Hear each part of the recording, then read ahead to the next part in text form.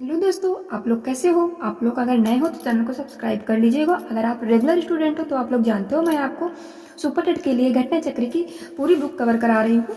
तो आप आज आपकी नेक्स्ट क्लास है, ये आपका सारा सब्जेक्ट कवर हो जाएगा इस बुक से। ओके, तो मैं जितना भी इसमें है सारा कंप्लीट करा दूंगी, तो प्लीज़ चैनल को सब्सक्राइब कर लीजिएगा और वीडियो को लाइक कर दीजिएगा। अगर आपको पसंद आता है तो कमेंट बॉक्स में ज़रूर लिखिएगा। आज हम लोग करते हैं यहाँ से, ज्वार भाटा किसे कहते हैं। ज्वार जल का उठना, समुद्र के जल के ऊपर उठने को ज्वार तथा नीचे गिरने को भाटा कहते हैं। ज्वार भाटा समुद्र का नियमित उत्थान और पतन है, जिसके अंतर्गत समुद्र का जल नियमित रूप से दिन में 2 बार ऊपर उठता है तथा 2 बार नीचे उतरता है। ज्वार भाटा किनकी आकर्षण शक्तियों के कारण आता है। सूर्य और चंद्रमा की आकर्षण शक्तियों के कारण। सूर्य तथा चंद्रमा की आकर्षण शक्तियों के कारण सागरी जल के ऊपर उठकर आगे बढ़ने को ज्वार तथा सागरी जल के नीचे गिरकर सागर की ओर पीछे लौटने को भाटा कहते हैं। दीर्घ ज्वार और बृहद ज्वार किसे कहते हैं। पृथ्वी, सूर्य और चंद्रमा के एक सीध आने पर बृहद ज्वार होता है।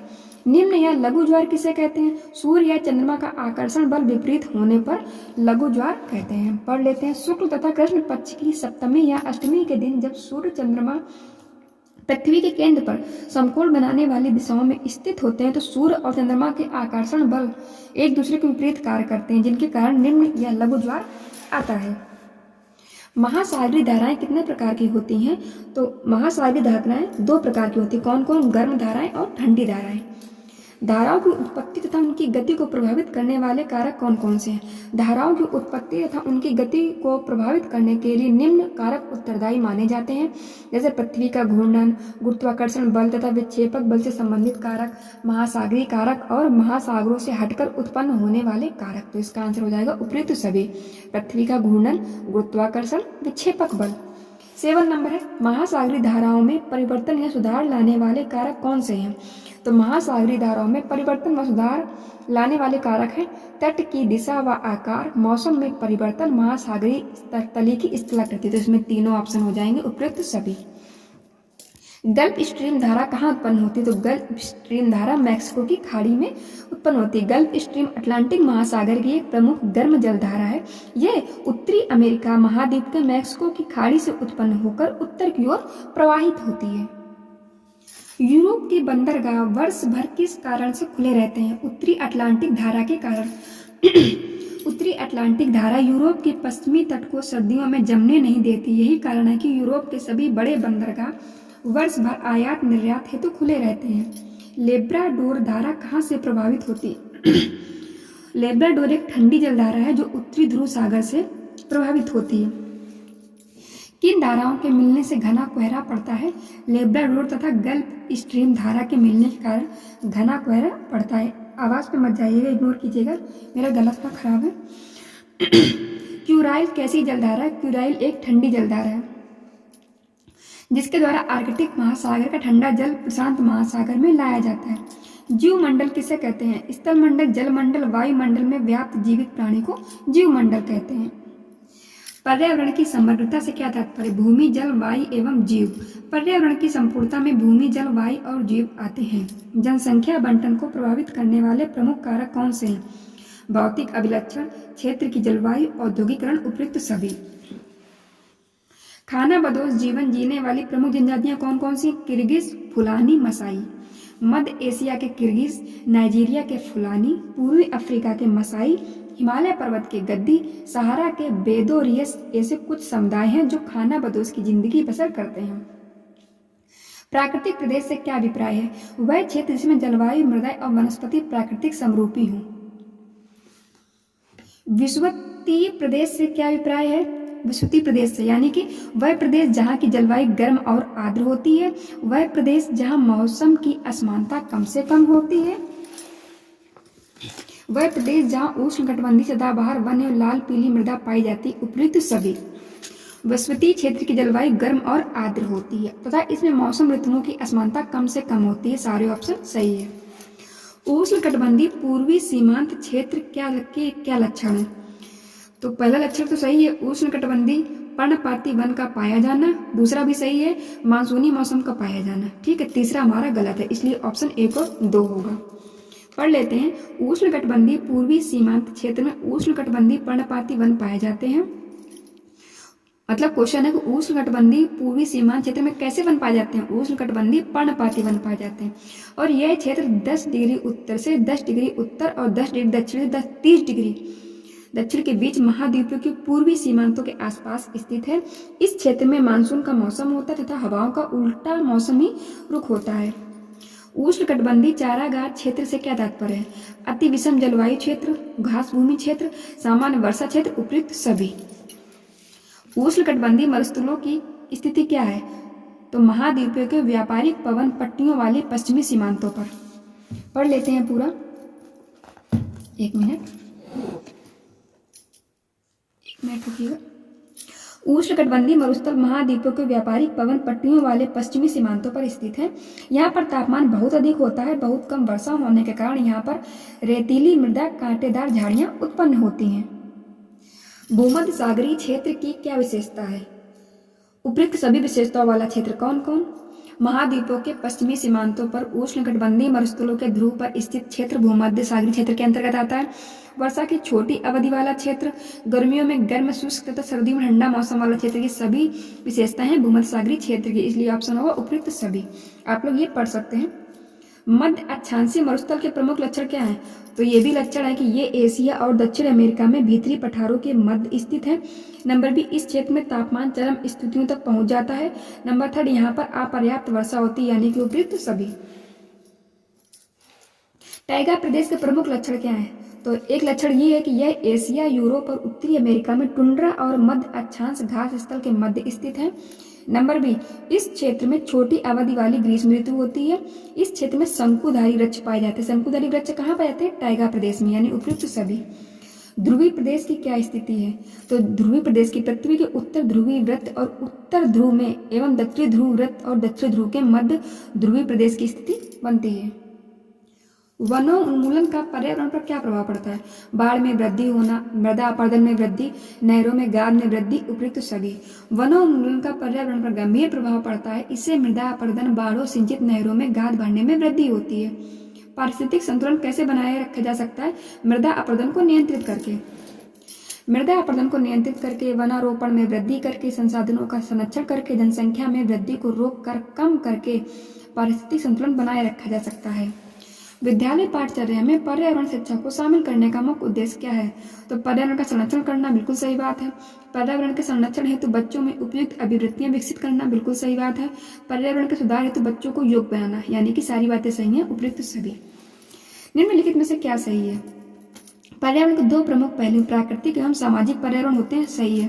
प्राकृतिक पर्यावरण का उदाहरण पौधे, जीव, जलवायु आदि, ये भी सही है। सामाजिक पर्यावरण के अंतर्गत मानव द्वारा विकसित प्रत्येक वस्तु सम्मिलित उपयुक्त सभी, तो इसका ऑप्शन होगा डी, यानी कि सारी बातें सही है। नेक्स्ट पढ़ते हैं, धाराएं तटीय भाग को किस प्रकार प्रभावित करती हैं? तो गर्म धाराएं तट के तापमान को बढ़ा देती हैं, ठंडी धाराएं तटीय तापमान में गिरावट लाती हैं। दोनों बातें सही है, तो ऑप्शन होगा सी, ए और बी। महासागरीय गोलार्ध किसे कहते हैं? दक्षिणी गोलार्ध को। दक्षिणी गोलार्ध में जल की अधिकता है, इसलिए इस गोलार्ध को महासागरीय गोलार्ध भी कहते हैं। केप हार्न किस महाद्वीप में स्थित है? केप हार्न जो है दक्षिणी अमेरिका में स्थित है। पृथ्वी पर वर्तमान में कितने महाद्वीप हैं? 7। कौन कौन? एशिया महाद्वीप, अफ्रीका महाद्वीप, उत्तरी महाद्वीप, अमेरिका, दक्षिणी अमेरिका, यूरोप, ऑस्ट्रेलिया, अंटार्कटिका। महाद्वीपों की औसत ऊंचाई कितनी? 840 मीटर। विश्व का सबसे बड़ा महाद्वीप कौन सा है? एशिया महाद्वीप। कौन सा महाद्वीप सबसे छोटा है? ऑस्ट्रेलिया। तो सबसे बड़ा महाद्वीप आपका एशिया है, सबसे छोटा महाद्वीप ऑस्ट्रेलिया है। कर्क रेखा किन किन महाद्वीपों से ऊपर गुजरती है? उत्तरी अमेरिका, अफ्रीका, एशिया, उपयुक्त सभी। कर्क रेखा जो है उत्तरी अमेरिका, एशिया, अफ्रीका महाद्वीप से होकर गुजरती है। एशिया महाद्वीप के पश्चिम भाग में स्थित यूराल पर्वत किस महाद्वीप के साथ प्राकृतिक सीमा बनाता है? यूरोप के साथ। यूरेशिया किसे कहते हैं? यूरोप और एशिया, यानी यूरोप व एशिया के संयुक्त भूभाग को यूरेशिया, यूरोप प्लस एशिया कहा जाता है। हिंद महासागर एशिया महाद्वीप के किस भाग में अवस्थित है? दक्षिण में। एशिया व अफ्रीकी महाद्वीप के बीच कौन सीमा बनाते हैं? स्वेज नहर और लाल सागर। एशिया व अफ्रीका महाद्वीप के बीच स्वेज नहर व लाल सागर सीमा बनाते हैं। कौन सा द्वीप एशिया व ऑस्ट्रेलिया महाद्वीप की सीमा साझा करता है? न्यू गिनी द्वीप। नेक्स्ट पढ़ते हैं, एशिया महाद्वीप को कितने प्रदेशों में बांटा है? 5। कौन कौन? दक्षिण एशिया, दक्षिण पश्चिम एशिया, दक्षिण एशिया, दक्षिण पूर्वी एशिया, पूर्वी एशिया एवं मध्य एशिया। दक्षिण एशिया प्रदेश में भारत के अतिरिक्त कौन कौन से देश अवस्थित हैं? नेपाल, श्रीलंका, भूटान, उपयुक्त सभी। भारत के साथ दक्षिण एशिया प्रदेश में सम्मिलित देश बांग्लादेश, भूटान, पाकिस्तान, नेपाल, श्रीलंका इत्यादि। संसार की सबसे ऊंची चोटी माउंट एवरेस्ट किस महाद्वीप में स्थित है? एशिया महाद्वीप में। संसार की छत, तिब्बत का पठार, दक्कन का पठार किस महाद्वीप में स्थित है? एशिया। संसार की छत, तिब्बत का पठार, दक्कन का पठार ये सब एशिया महाद्वीप में स्थित है। संसार की छत कहा जाने वाला तिब्बत का पठार एवं दक्कन का पठार एशिया महाद्वीप में स्थित है। किस महाद्वीप का क्षेत्रफल सर्वाधिक है? एशिया महाद्वीप का। एशिया महाद्वीप में किस प्रकार की जलवायु पाई जाती है? मानसूनी जलवायु, शुष्क जलवायु, शीत जलवायु, उपयुक्त सभी। यानी कि एशिया महाद्वीप का विस्तार ध्रुवीय प्रदेश से लेकर विषुवत रेखा तक है। अतः इस महाद्वीप में मानसूनी जलवायु, शुष्क जलवायु, शीत जलवायु पाई जाती है। विश्व का न्यूनतम तापमान किस महाद्वीप में अंकित किया जाता है? एशिया महाद्वीप में। विश्व का न्यूनतम तापमान एशिया महाद्वीप में बर्फोयास्क में ध्रुवों से बाहर तथा उच्चतम तापमान डेथ वैली कैलिफोर्निया में अंकित किया जाता है। सर्वाधिक वर्षा वाला स्थल है मासिन रॉक। सर्वाधिक वर्षा वाला स्थल मासिन रॉक एशिया महाद्वीप में अवस्थित है। क्षेत्रफल की दृष्टि से दूसरा बड़ा महाद्वीप कौन है? अफ्रीका। जिब्राल्टर जल संधि के द्वारा किस महाद्वीप को यूरोप से अलग किया जाता है? अफ्रीका महाद्वीप को। संसार का सबसे बड़ा मरुस्थल सहारा किस महाद्वीप में स्थित है? अफ्रीका महाद्वीप में। अफ्रीका महाद्वीप की सबसे ऊंची पर्वत चोटी कौन सी? किलिमंजारो, जो कि 5895 किलोमीटर है। विश्व की सबसे लंबी नील नदी किस महाद्वीप में प्रवाहित होती है? अफ्रीका महाद्वीप में। अफ्रीका महाद्वीप की कौन सी नदी 2 बार मकर रेखा को काटती है? लिम्पोपो नदी। किस महाद्वीप में महान भ्रंश घाटी स्थित है? अफ्रीका महाद्वीप में। महान भ्रंश घाटी का विस्तार लगभग कितना है? 4800 किलोमीटर। अफ्रीका की सबसे बड़ी झील कौन सी है? विक्टोरिया झील। अफ्रीका की सबसे बड़ी झील विक्टोरिया है, जो युगांडा, कीनिया व तंजानिया देशों से सीमा बनाती है। उत्तरी अमेरिका महाद्वीप के कौन कौन से देश हैं? कनाडा, संयुक्त राज्य अमेरिका, मैक्सिको, उपयुक्त सभी। कनाडा, संयुक्त राज्य अमेरिका, मैक्सिको उत्तरी अमेरिका महाद्वीप के प्रमुख देश हैं। किस जल संधि के द्वारा उत्तरी अमेरिका दक्षिणी अमेरिका से अलग होता है? पनामा जल संधि के द्वारा। बेरी जल संधि के द्वारा उत्तरी अमेरिका किस महाद्वीप से अलग होता है? एशिया। रॉकी पर्वतमाला व अपलेशियन पर्वतमाला कहाँ स्थित है? संयुक्त राज्य अमेरिका में। निम्नलिखित में से कौन 5 महान झीलों में शामिल है? तो कौन कौन? सुपीरियर झील, इरी, मिशिगन। उत्तरी अमेरिका महाद्वीप में अमेरिका की 5 महान झीलें प्रसिद्ध हैं: superior, Michigan, Hurun, eri, Ontario. Silicon घाटी कहाँ स्थित है? संयुक्त राज्य अमेरिका में। विश्व प्रसिद्ध सिलिकन घाटी उत्तरी अमेरिका महाद्वीप में संयुक्त राज्य अमेरिका के कैलिफोर्निया में स्थित है, जो इलेक्ट्रॉनिक्स उद्योग के लिए जानी जाती है। लैटिन अमेरिका का भाग नहीं है कनाडा। कौन कौन भाग है?